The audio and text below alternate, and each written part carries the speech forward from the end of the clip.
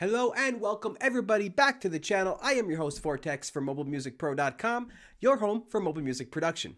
And if this is your first time on the channel, what we do here is we try to bring resources and information to mobile music producers, specifically those producing on the iPhone and iPad. And we really think that this is going to be one of our best videos yet, because this video is designed to be sent to new producers who are just looking to learn, as well as professional producers who haven't yet had the chance to see what's possible on the iPad.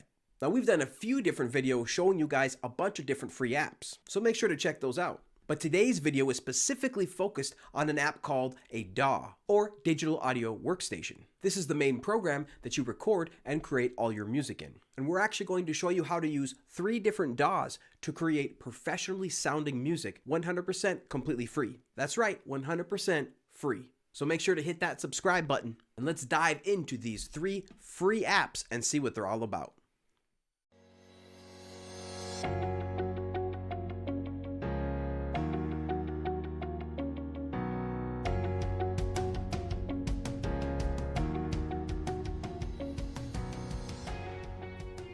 Alright, the first DAW we're going to be discussing today is Cubasis LE2 by Steinberg. Now, Cubasis LE is the compact version of Steinberg's streamlined multi-touch sequencer for the iPad, providing the same look and feel of its bigger brother Cubasis. Now, specifically designed for quick and easy operation, Cubasis LE makes recording, editing, and mixing a breeze. Cubasis 2 LE is only for the iPad, but the paid version of Cubasis 3 works for both the iPhone and the iPad. And full disclosure, Cubasis is our DAW of choice over here at MobileMusicPro.com. So we have Cubasis open here, and we do have a project pulled up, and it's just a very simple 8-bar loop that we came up with earlier. So we'll quickly demonstrate this for you now, and then walk you through how we created this.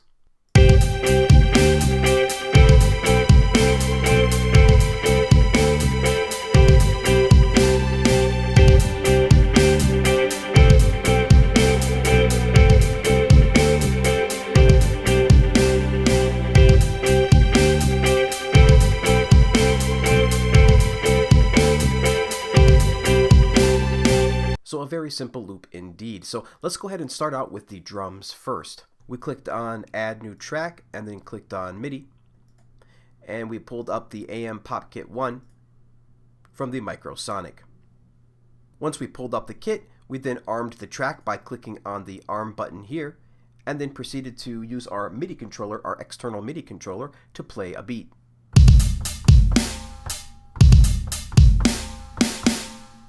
And then we recorded in our beat. So let's go ahead and try to do that now. We'll select the MIDI that we already recorded and click Erase. We'll then go to the beginning of the track, enable the metronome, and start recording.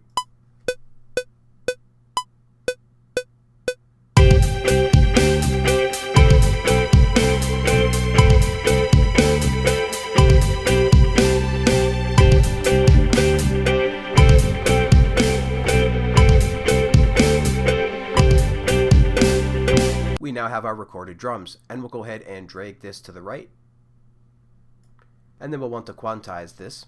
So we'll select the region, click on the quantize, we'll set a 25-26% swing with the grid setting to 1/16, and click on quantize.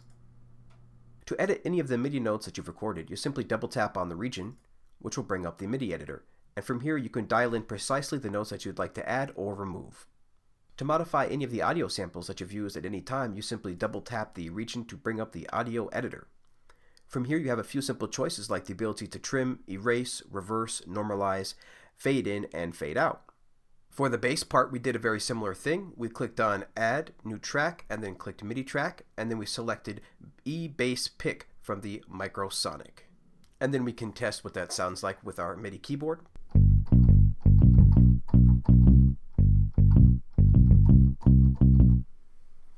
And next were the strings. Same thing, we clicked Add New MIDI Track and selected Soft Strings from Microsonic. Let's see what those sound like now.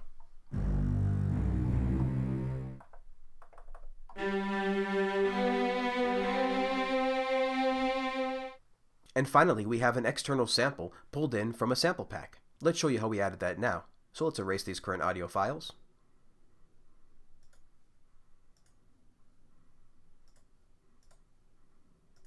And we'll bring in those files again. we click on the media bay, and then we click on audio, and we'll go under My Audio Files, and we'll choose Guitar Riff. You can either drag it in by clicking on the far left-hand corner and dragging it in like so, or you can double tap on the file. To preview the file, you can click on the play button on the right.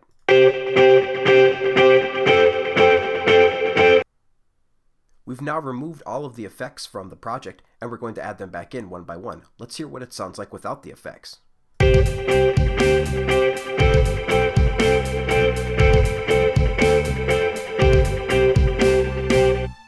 Now let's hear what it sounds like with the effects, such as EQs and compressors.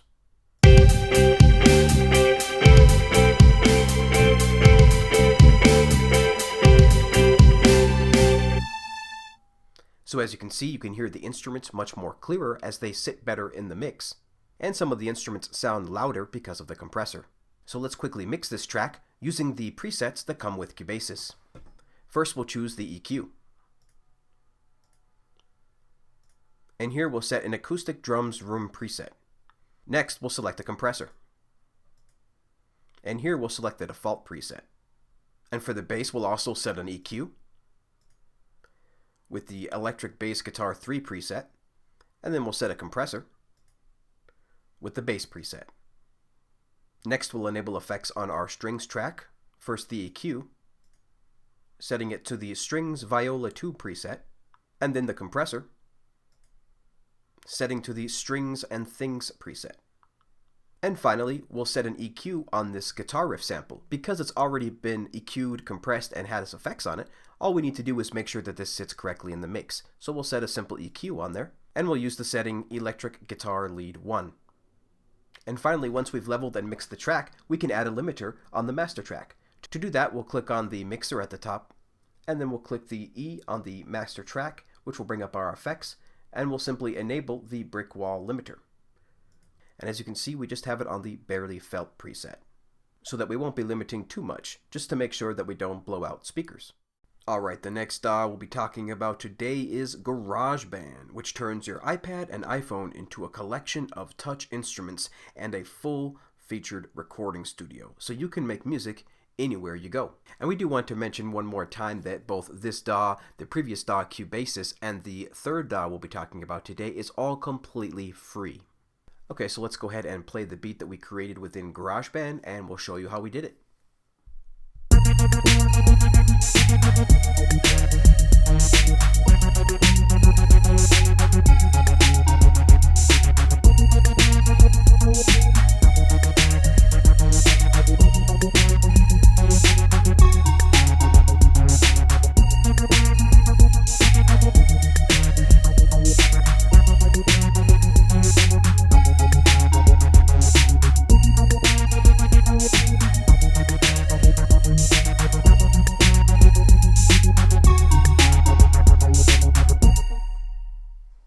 So let's show you how we did that now. So this is the main interface for GarageBand, and anytime you want to add new instruments, we'll go ahead and click the plus button at the bottom left-hand corner.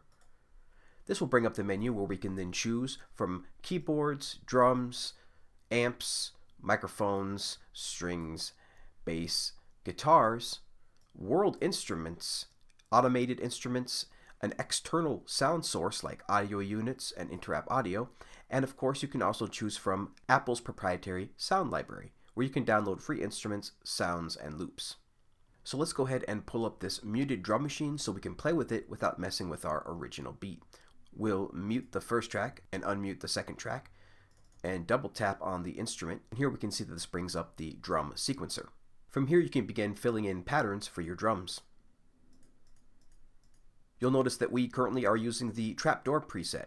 GarageBand comes with a number of presets that you can choose for your drums, including things from acoustic, electronic, and percussion. You can also randomize your drums by clicking on the dice button at the bottom left-hand corner. This will bring up random patterns based on the drum preset that you've chosen. To minimize the instrument that you've chosen, simply double tap on the instrument. In this particular 8-bar loop, we have a string pad, a synth bass, a rhythmic gate bass, and a bottle bells sound. Let's go ahead and bring up the string pad instrument by double tapping. Here this brings up the Alchemy synth, which is the main synthesizer for GarageBand. Here you can see that you can choose from a number of presets, and you can see that the presets include categories such as arpeggiated, bass, leads, mallets, pads, rhythmic, sound effects, stringed, synth, and vocals. Once you've tapped on an instrument, you can immediately begin playing it with your keyboard.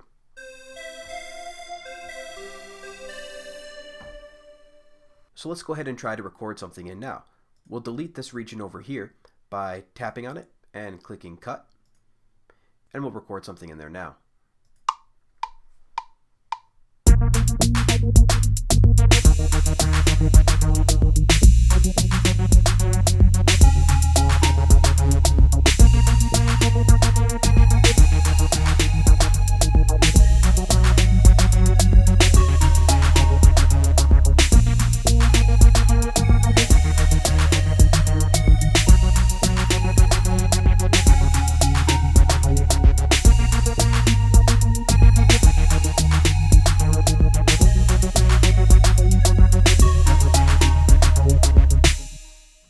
It does look like these are 4 different synthesizers, but actually they are all coming from the same instrument, which is the Alchemy synth. Depending on your preset, it'll display a different icon here.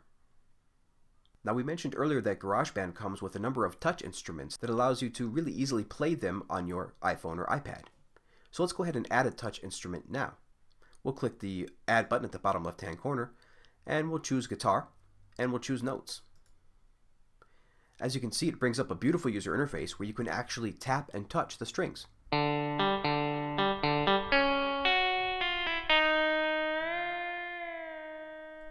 It even comes with a couple of effects like Heavenly Chorus and Blue Echo.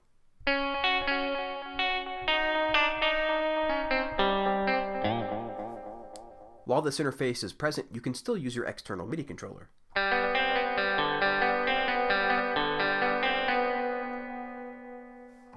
Let's quickly change to another touch instrument. To do that, we'll click on the Instrument button on the top left-hand corner, which will bring us back to the Instrument menu. From here, we'll choose a different instrument. Let's choose a bass guitar, and then click Notes. Once again, you can see that you are presented with a beautiful user interface to begin tapping away.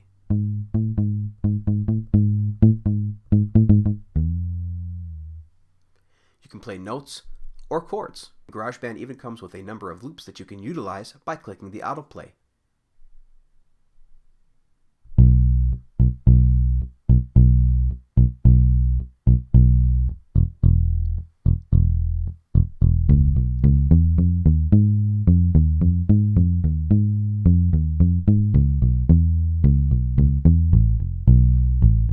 To edit any of the MIDI notes that you've recorded, simply tap on a region, tap on it once more, and click Edit.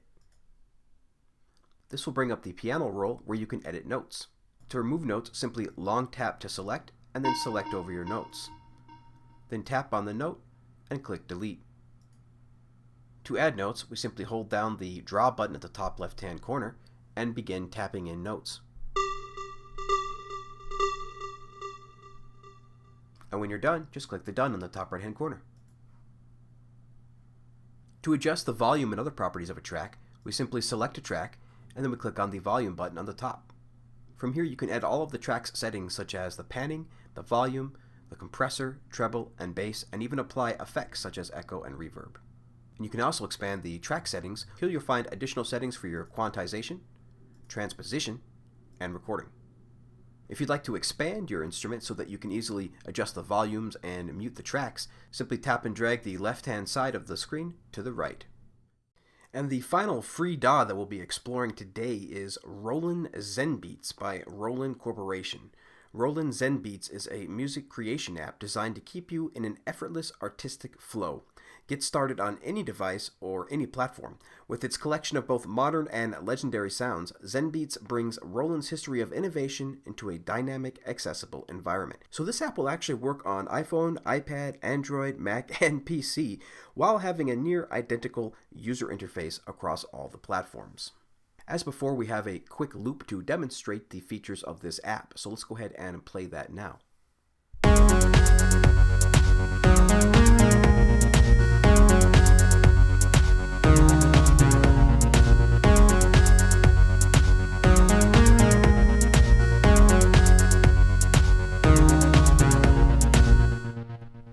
So we have a project pulled up here inside of Zenbeats as we just played for you, and this has about 5 tracks. We have a drum track, a couple of synth tracks, and a key track.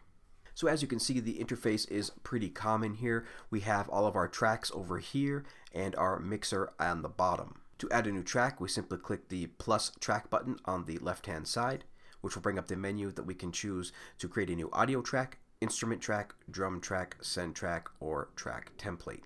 Let's go ahead and create a new instrument track. Once we do that, we'll have the Zenbeats plugins presented to us on the right-hand side, so we can choose either keys, organ, pulse, synth, bass, or more. Let's go ahead and choose a synth. Once we do that, it'll bring up the synthesizer, and we can begin browsing the presets.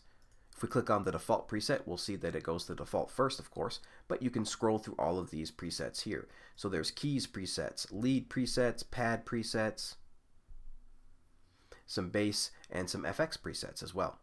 And you can begin playing right away if you have an external controller hooked up.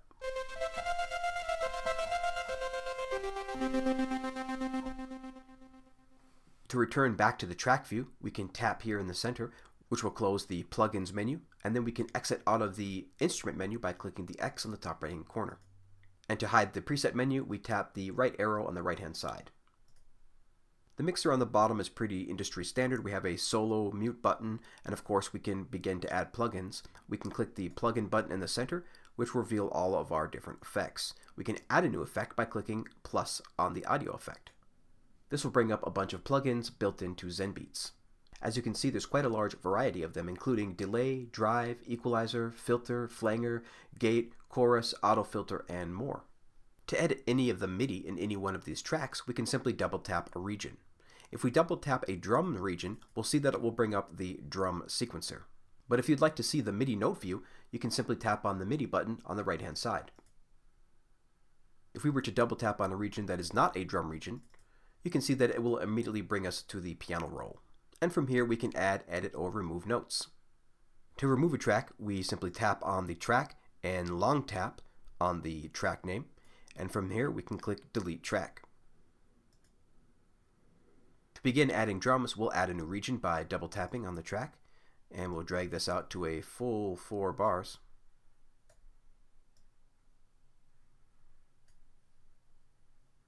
And then double tap on the region.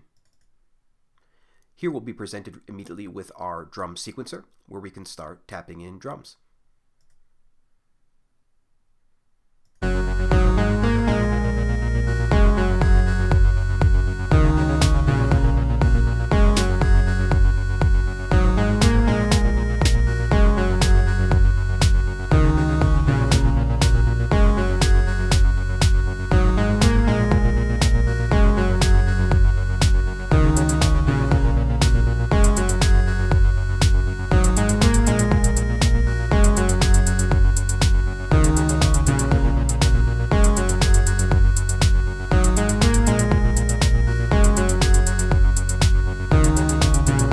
Once you're happy with your pattern, we simply can click the X in the top right hand corner.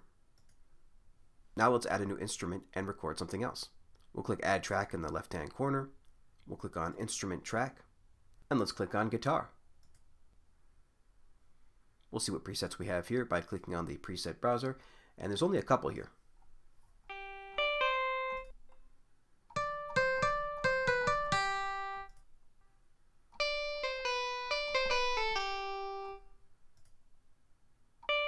Let's try the default preset and see what we have. And let's begin recording.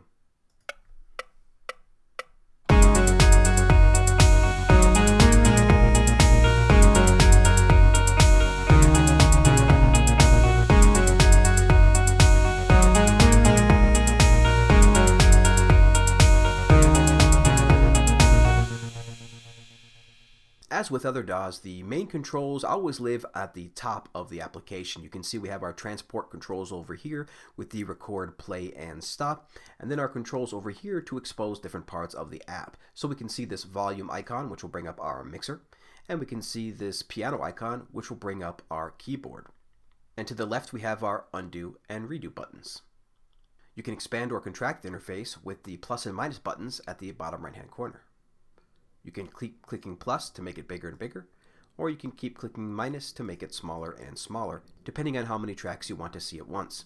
You'll also notice that there is a gear icon at the bottom right hand corner of every region. If you tap on that, you'll see that it reveals additional options such as cut, copy, and rename. You can also change the color of the region by tapping on the color.